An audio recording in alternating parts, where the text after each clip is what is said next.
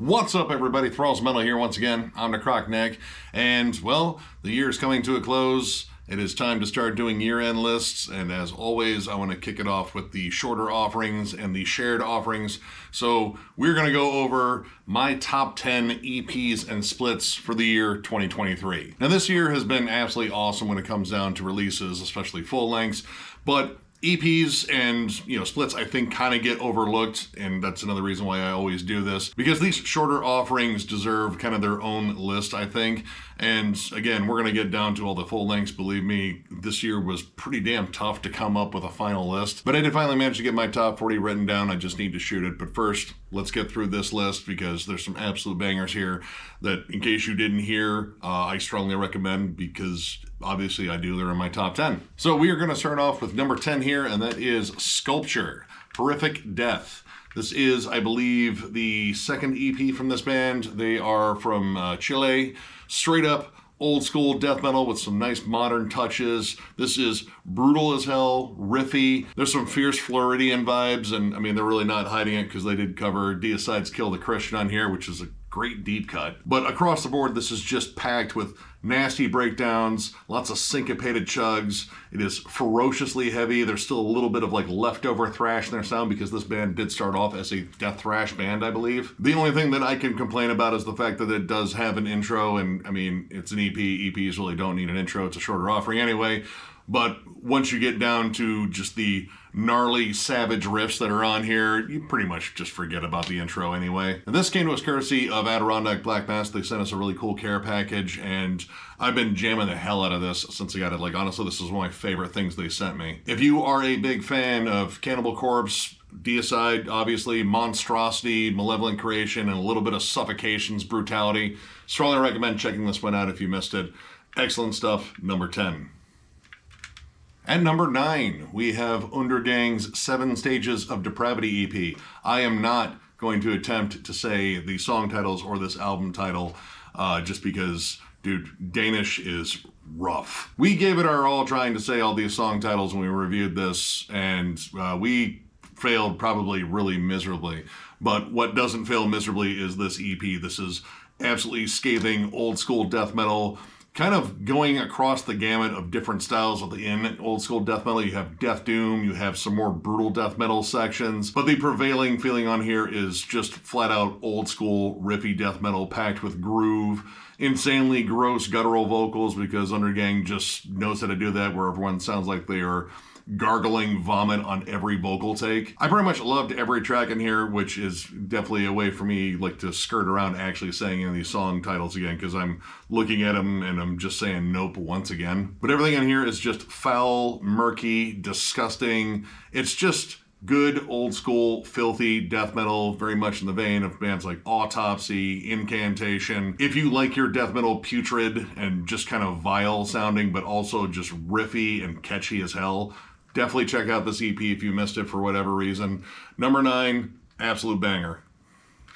At number 8, we have Tribulation Harmartia. I love this band. I love this unique style that they have come up with, which is a blend of like goth rock, melodic death metal, and black metal, I guess kind of all whirled together.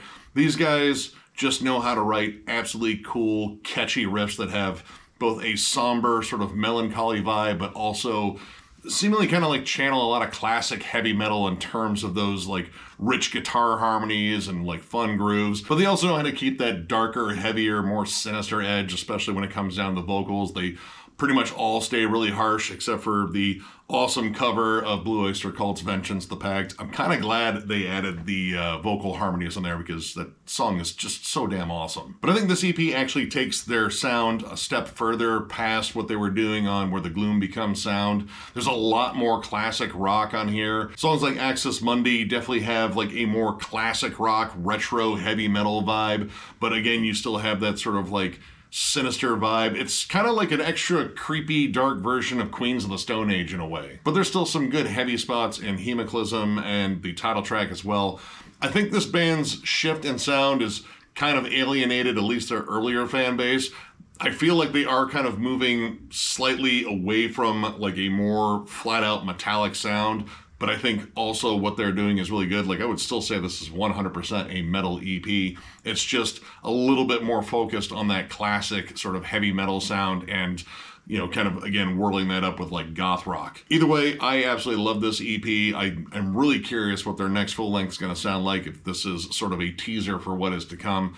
But yeah, if you've not jammed this band and you're a big fan of, God, I don't know, it's really kind of hard to describe this band. I mean, Blue Oyster Cult does kind of oddly come to mind, but this band's just kind of hard to describe. Like maybe like a more goth rock centric Dark Tranquility or Paradise Lost. I don't know. I suppose you'll just have to check it out for yourself and give it a listen.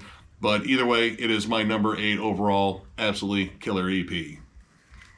At number 7, we have Insomnium, Songs of the Dusk. This was a busy year for Insomnium. Not only did they put out their full-length Anno 1696, which I thought was really solid, they put out this extra EP, which I believe these are extra tracks from those sessions. And if you caught one of my more recent collection updates, I will stand by my statement that I think these 3 songs are some of the strongest material from those sessions. Like, there's songs I would actually remove from Anno 1696, which I know got a lot of rave reviews, in favor of these songs, because that's pretty much is like the perfect appetizer size for what Insomnium does. You have their more melancholy, melodic side, especially on the opening track, Flowers of the Night, which has an absolutely infectious, lush melody that goes through it. It is one of their catchiest songs here recently.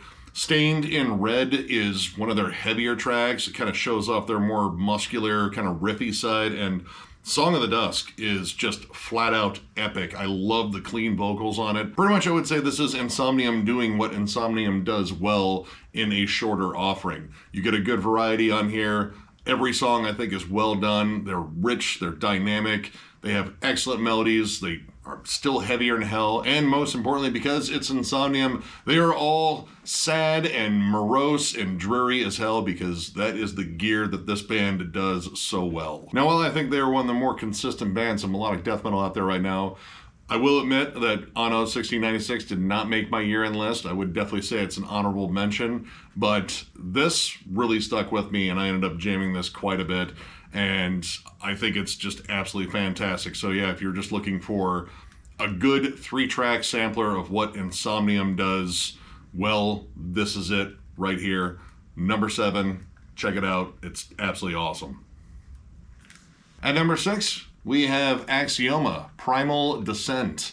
This is, I believe, the 2nd or 3rd EP from this Cleveland-based, post-black metal, Black and Death. I don't know. These guys do something that is kind of their own. It is definitely a blend of different styles. Pretty much, I would say, if you've ever wondered what Neurosis would sound like if they were a blackened death metal / post-black metal act, this would be it. You have thick, droning riffs, these heavy, desperate vocals, excellent drum work with cool tribal patterns, and this just all-encompassing, dark, foreboding atmosphere. It's kind of a weird mix of being both depressive and oppressive, and sinister, but yet also like melancholy. Like, it's kind of like all the negative emotions kind of wrapped up into an excellently awesome riffy package. I love this entire EP. I think the production's excellent. It's very dark and foreboding across the board. The first 2 tracks in here are probably still my favorite, which are the title track and Spectre and the Code.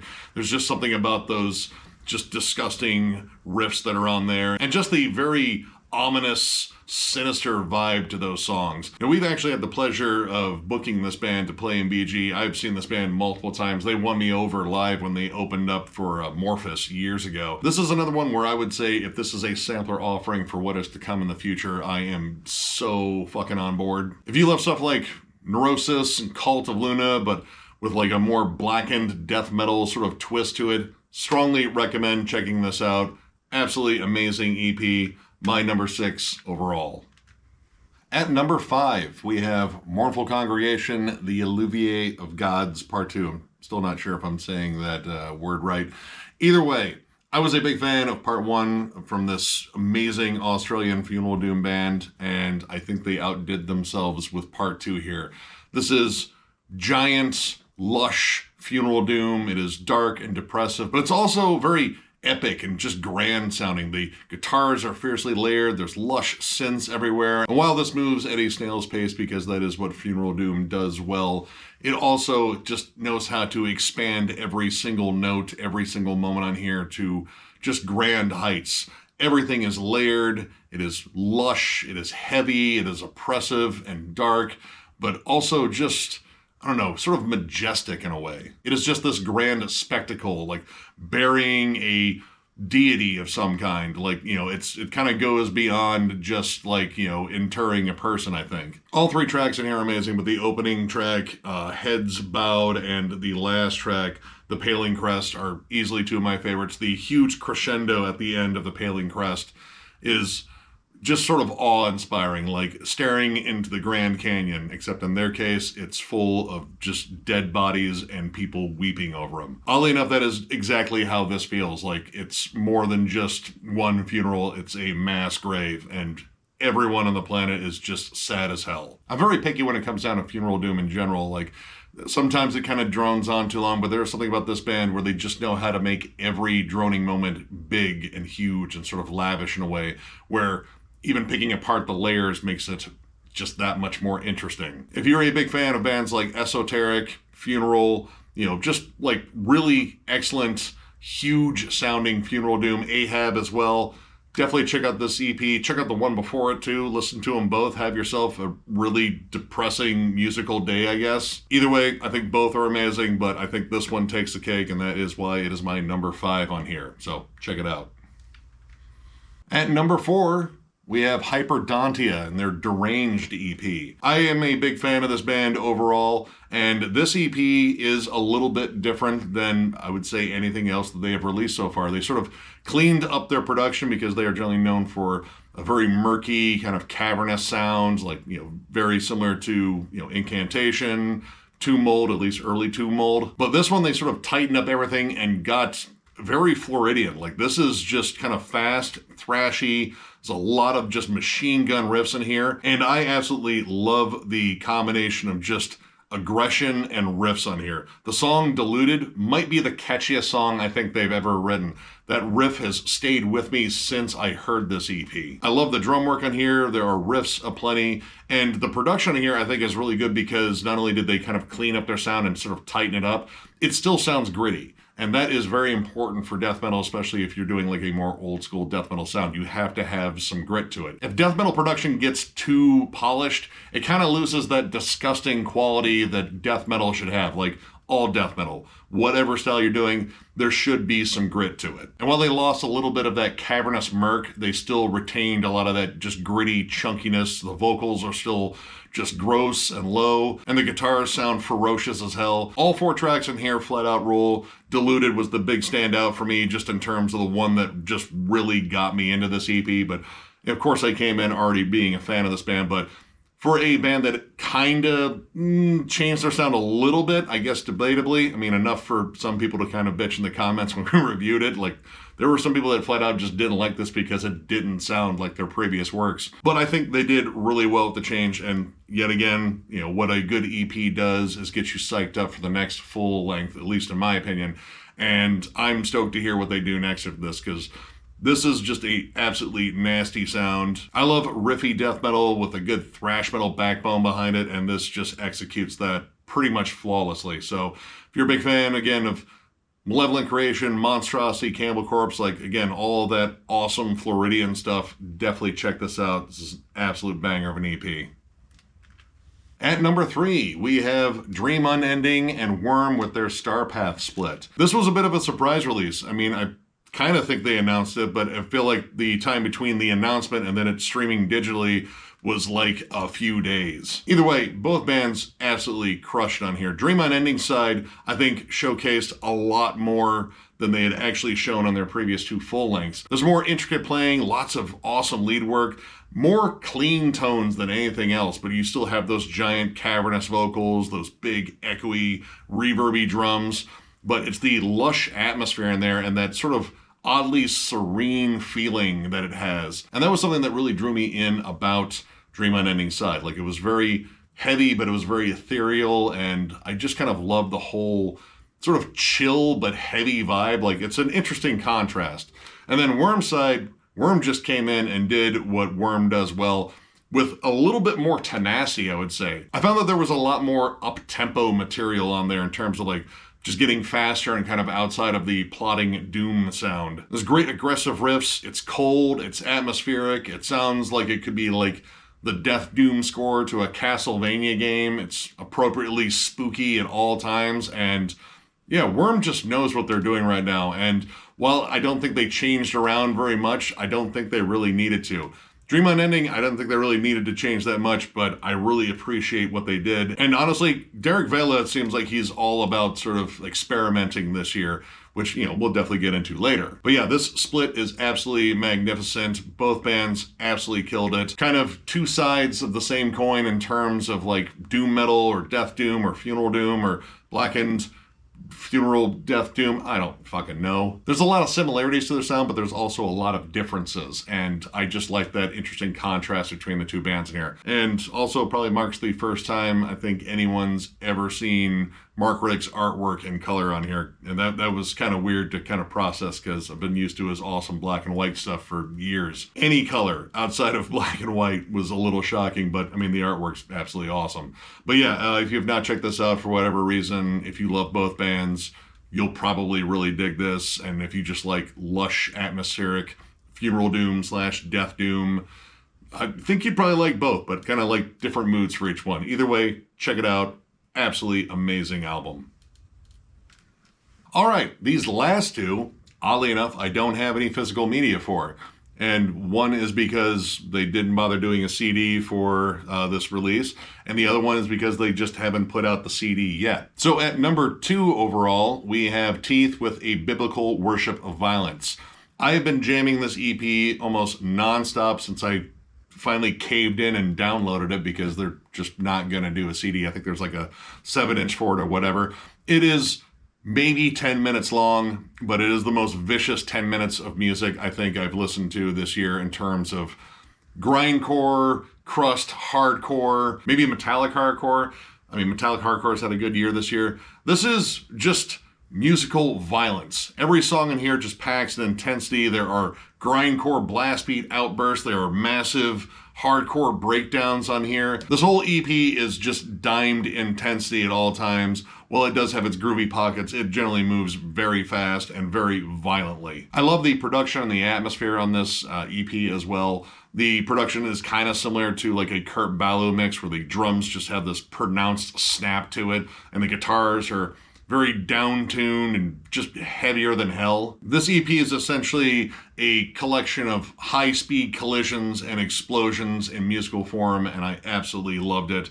Again, very short offering, but the cool thing about that is you can just listen to it multiple times and just rage in your car while driving, which, believe me, I have done a lot this year. Strongly recommend this if you are a big fan of Nails and Converge in particular. Like, those two bands in particular, I feel like are probably big influences here. But if you just like fast, violent music in general, check this out. This EP rules flat out. The only thing that wasn't cool about this is there's no CD for it. But hopefully next year we get a full length because I am absolutely stoked for that. And then my number 1, which it's kind of disappointing because I don't have a CD for it because the artwork is absolutely cool, but you'll see it because my number 1 is Night Hag and Burial's split, Utterances from Below. We almost didn't cover this one, but luckily I spied it in time. I was like, ooh, I love both those bands. How could this be bad at all? And obviously it wasn't because it's my number 1. This album is absolutely fantastic. Both bands playing at a high level, and yet again, both bands playing a similar style, both of them death doom, but doing it differently. Night Hag's side is raw and just riff-driven, big, droning, heavy chugs. The production is thicker than a Snicker. There's a lot of like old school sludge that kind of comes into their sound too, so you get some like southern fried riffs.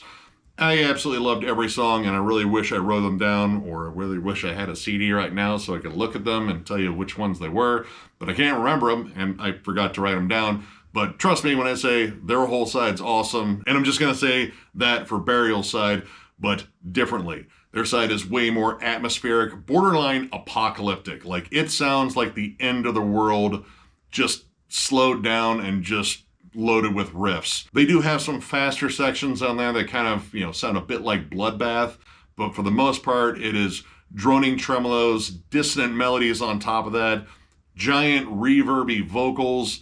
It sounds just flat out menacing at times. And I'll say by at times, I mean like their entire side of the EP. Every track on this split pretty much illustrates multiple reasons why I am a huge fan of Death Doom, and I think both of these bands probably put out some of their best work so far, and I've loved everything I've heard from both of these bands so far. I have all their other releases, and they're both excellent. But I think this collection of songs here is just flat out awesome, and I'm absolutely stoked to hear from both of them in the future.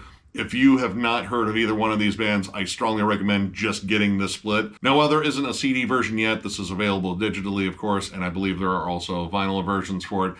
It's absolutely amazing if you are a giant Death Doom fan, just like Hooded Menace and just, like lots of like Finnish Death Doom and sludge and just everything heavy, slow, sinister, and evil, done by two different bands from two different parts of the world. That is this split. It is fantastic from start to finish. My number one split of the year, and well, my number one on this list of splits and EPs.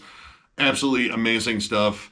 And yeah, that wraps up the shorter releases that came out this year. Even when it came down to the shorter releases, this year was absolutely excellent in terms of all the music that came out. And believe me, when we get down to my top 40, I'm going to be gushing about a lot of albums that I love this year and lamenting the fact that I didn't do a top 50 because I legit could have this year. Like, there were that many killer releases. Either way, much like an EP or a split, this should be a good teaser of things to come in terms of like lists coming up.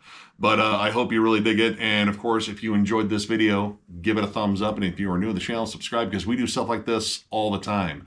We are also on Patreon. If you'd like to help us out there, there's a link down below to thrallsmetal.com. Our Patreon link is there. It is also on our channel. But thrallsmetal.com is where you go for Thralls Metal stuff. We have hats, we have new shirts, we have old shirts at a discounted price. If you're looking for any of that stuff, click the link down below. And of course, tons of stuff coming up on the channel. We still have at least one review I believe we're going to do. And then after that, all the year-end lists. Working on the Black Dahlia Murder ranking, some retro reviews coming in the future, and I got some other stuff I'm working on too. So yeah, we're going to try to overload you with more content because that's kind of what we do here. So of course, thank you guys for every bit of support this year. It's been an awesome year watching this channel grow, and it's just been great like running into you guys at shows and talking to you guys in the comments. I absolutely love doing this, and I'm looking forward to another solid year of it. So once again, thank you all. You guys rule, and we will catch you later.